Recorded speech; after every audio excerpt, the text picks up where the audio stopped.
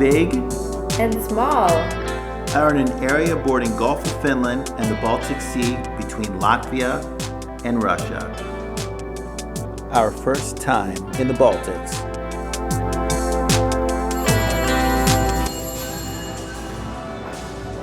Hi, yeah, this is small. It is, from Big and Small Travel. I'm in Tallinn. Estonia.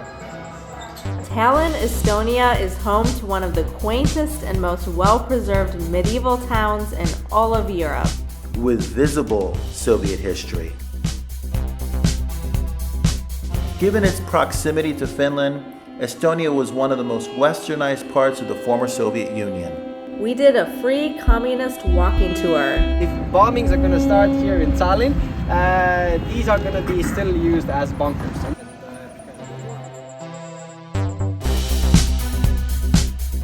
We talk with some locals about what to see And how to speak Estonian.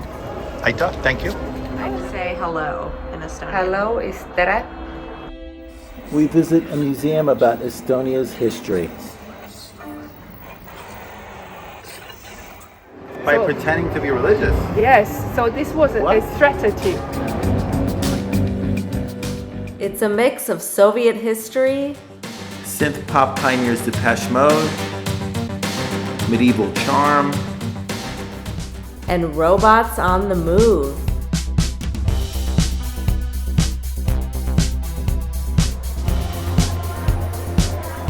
We're in Tallinn. First time in Estonia. Estonia borders the Baltic Sea, Gulf of Finland between Latvia and Russia. This is big. And small travel. We're in Tallinn. Estonia. This is a Baltic sister with Finland, and we just came here after being in Helsinki. Yes, and that is the Baltic Sea right there. 50 miles away to Helsinki. Helsinki, Finland. To Helsinki, Finland?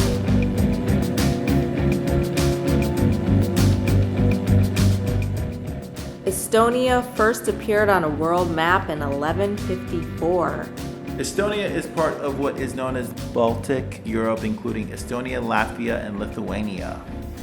The Baltics has been the scene of a lot of international conflicts, like recently.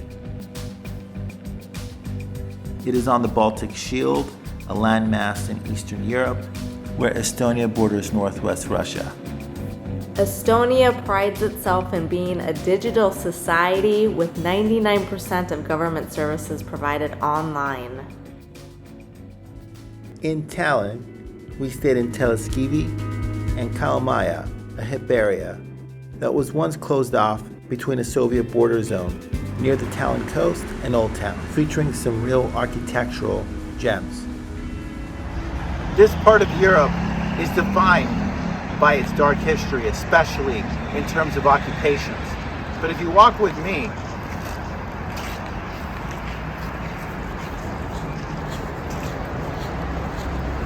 you can see it also has beautiful, charming medieval history. This is what makes Tallinn fascinating.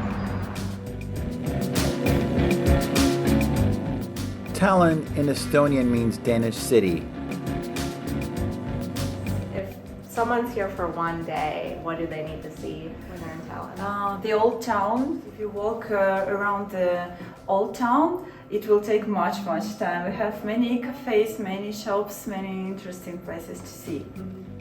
The best preserved medieval town in Northern Europe. Tallinn is an old Hanseatic port that was part of a medieval, commercial, and defensive confederation made up of primarily merchants. We are on the outskirts of the medieval town of Tallinn, and behind me is the tower, part of the Tumpea Castle. This was originally built in 1370 and rebuilt in the 15th century. That fairy tales are made of, with like the little window at the top. You can picture someone kind of looking out, thinking about the outside world. Tallinn has been ruled by the Danish,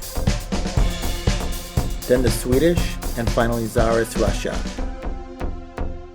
Tallinn has mainly had merchants and residents of Germanic origin.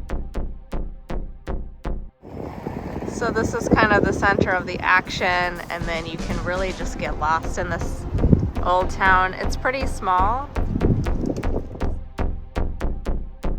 So you were saying about This one, it looks like a church, right? yes. Actually, It does. it is not a church, it is a town hall. But it was a strict by Estonians because we were not religious people to attract more trade to Estonia. By So- pretending to be religious. Yes, so this was a strategy. And this house is actually very rich merchant's house. All the hands up. Here we have sweet almonds. They're covered with 4 sugars and 16 different spices. That's the secret recipe from the medieval times. I thought, thank you. Medieval almond. This is the town hall. The town hall that is meant to look like a church, but it's not. We got the story. We need our coffee. And we are at This is Muspudal. Must Pudel. This is the medieval town that originates and dates from about the 12th century. This is a great little cafe to stop at before you tour around the medieval town. It's right near the town hall. Stop by, grab a coffee.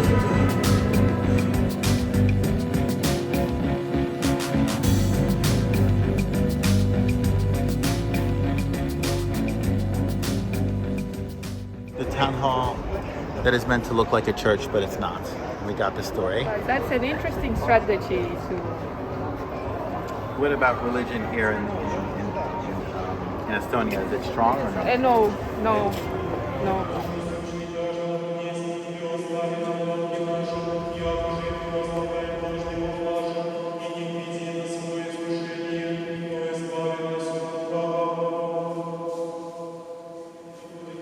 You walk up along the walls, you hit the Nevsky Cathedral. Very big, imposing structure. And very beautiful as well.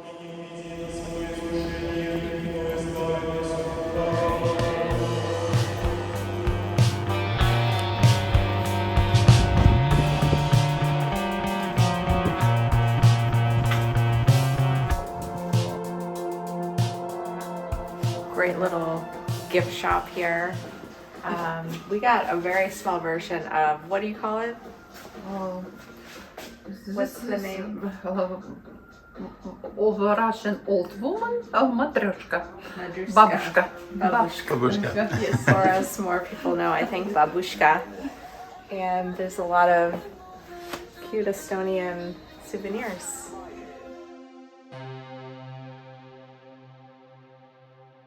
Across from the town hall is the pharmacy here. This is one of the longest running apothecaries in all of Europe.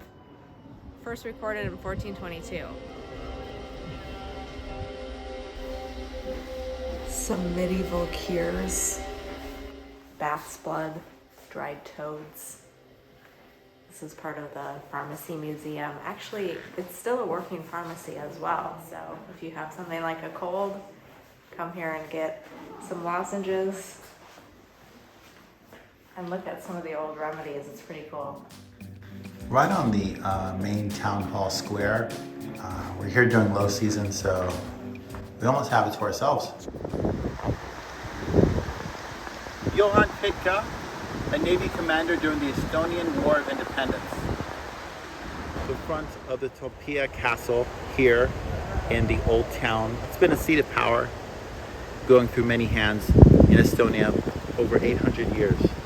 Right across the way is the Nevsky Cathedral, built by the Russians to remind Estonia. We call our this machine you take money with. We call that one black magic here because ATM. because the ATM, you know, medieval times we didn't have that. Yeah. So for us, it's like an inside joke. We are in Northern Europe, so lots of beer and rich food coming up. We are in Compressor in central Tallinn. This is in the medieval town. We're having the black rye bread as garlic bread, and the kvass drink, which is essentially fermented rye. And there's very little alcohol in here, so even kids drink it, I guess. I have bread and the kvass. Does it taste like bread? It tastes like bread.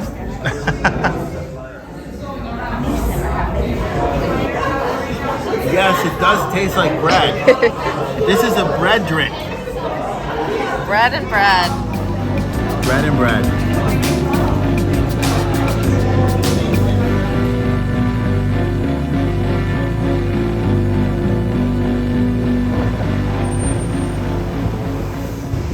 Tallinn is a pretty walkable town, although it can be a little confusing, some of the streets.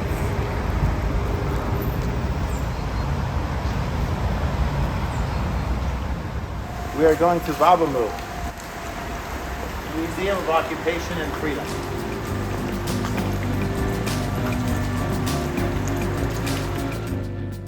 These suitcases represent a lot. These works remind us of the tens of thousands of Estonian people that had to leave their homes during and after the Second World War. Against their will and under pressure from the foreign powers that had occupied Estonia.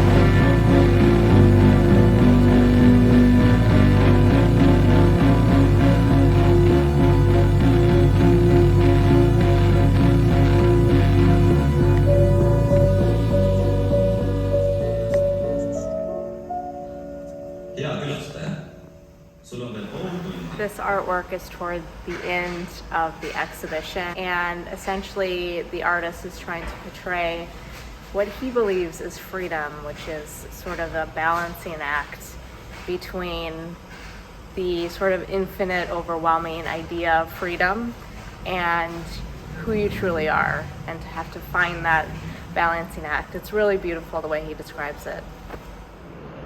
There's more than several reasons why Estonia became a place for digital nomads and an e-state. It really coincides with the fall of the Soviet Union and their independence in the 1990s. The Estonians were, let's say, they were very, very enthusiastic for technology, change, anything going on outside of Estonia. Tallinn, which could be seen as the Palo Alto of Estonia, is a tech city.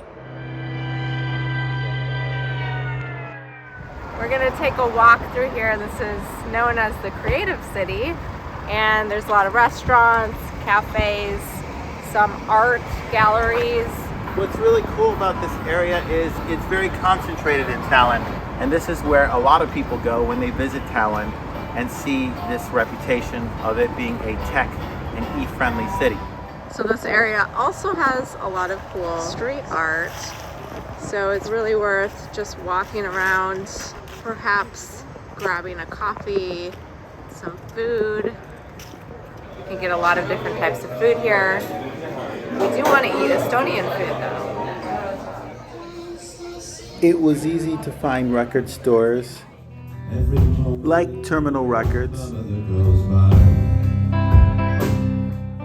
We heard free live music in the middle of Tallinn.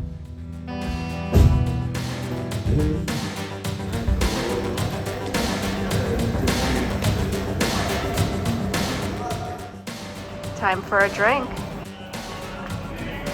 Never Let Me Down Again, the enduring Depeche Mode song. The Depeche Mode bar was open in 1999. Estonia is even more unique in that they actually have a Depeche Mode theme bar. Depeche Mode all the time. It's survived through the years, and I think a lot of people still come here just to drink because it's in central medieval Tallinn.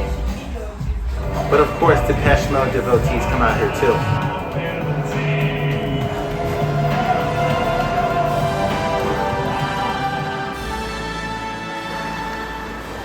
Okay, there's a lot of history in this town, but this is also where the robot invasion will begin. Not many people realize Skype was originally founded in its beginning in Estonia. Take the time not only to walk around Tallinn's medieval town, but just outside the town, the medieval town that is. Lots of interesting things. We ended up walking back to the center of the medieval town. Take a walk around the medieval town. Actually, one tip, come a little bit later after all of the cruises have stopped by. It'll be much quieter. Always room for chocolate. We are at the Choco Boutique with the owner here. They actually just opened 3 days ago. Hi. He's got some great selections of chocolate from his. What is this? It's cocoa vella. It's called cocoa vella, and it's made from cocoa beans shells. So cocoa tea. Cocoa tea, yes. We are in central Tallinn on a communism tour. It's been enjoyable to hear some snippets of the history here and what made this city what it is today. This is a free walking tour, donation based. Have really narrow streets. Nobody recommends driving in the medieval cities. And the reason we have a lot of empty space here is that this is the area that was completely destroyed by the bombings that happened here in 9th of March 1944.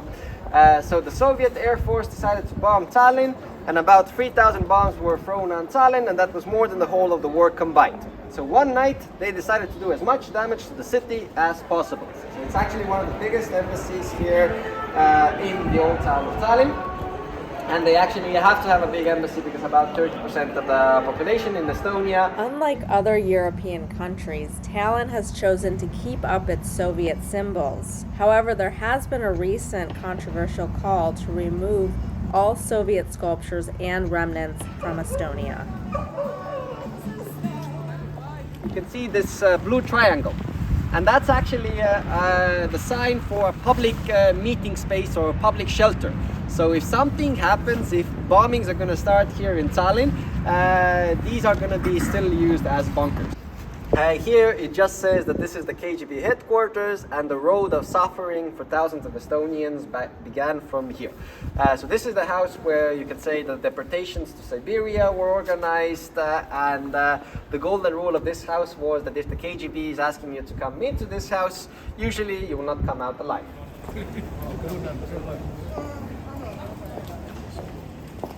We're walking through, before it starts raining, up to the upper town here of Old Tallinn.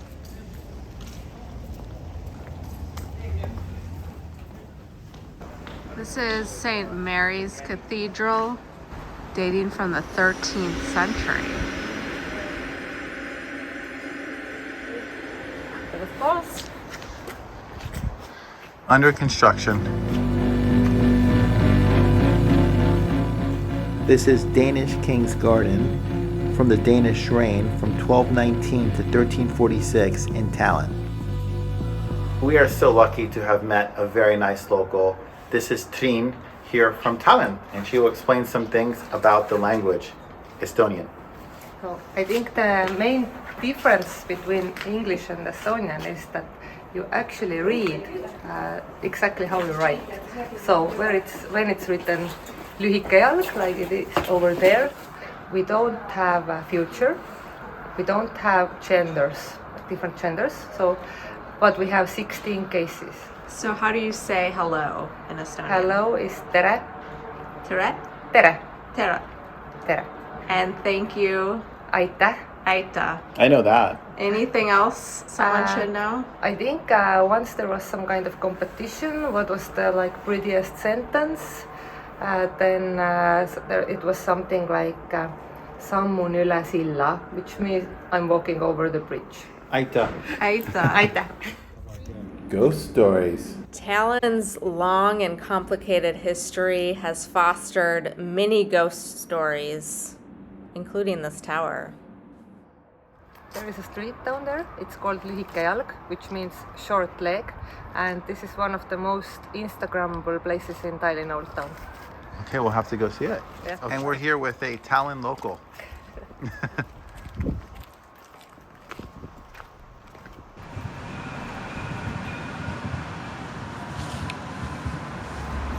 Tallinn was mostly destroyed post-World War II, and obviously when it transformed from the Soviet Union to relatively quick transformation into the EU, you don't see too many old structures. You do see some structures that look like they've definitely been neglected. Well. Graffiti here in Tallinn. Thoughts from the Tallinn locals, perhaps?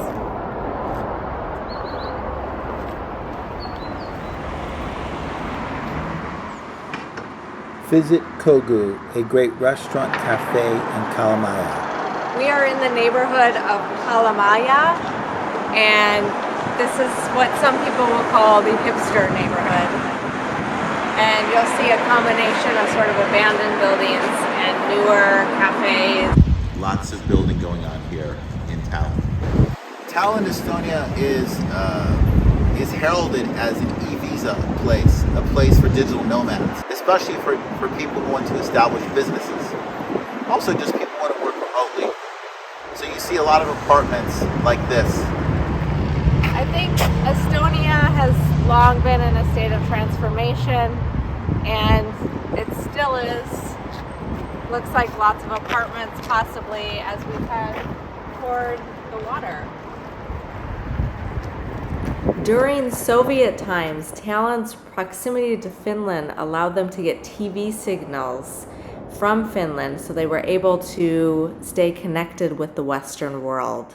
And the Linnahall structure in its earlier incarnation. Let's hear from our guide. A palace, because the actual name of this building was Vladimir Ilyich Lenin's Sports and Culture Palace. So if you want to imagine how a Soviet would build a palace, this is it. Not the nicest one, but this is a sports and culture palace. Also used for the 1980 Summer Olympics in Moscow. Beyond that is where the KGB prison was. It was actually a prison until 2001, and it's behind these trees here. But the KGB headquarters in the medieval Tallinn has apartments currently. So there are people who will buy apartments in these parts of town and not realize or care, or just, hey, it's an investment. So yeah, history is ever present here, but does it go on?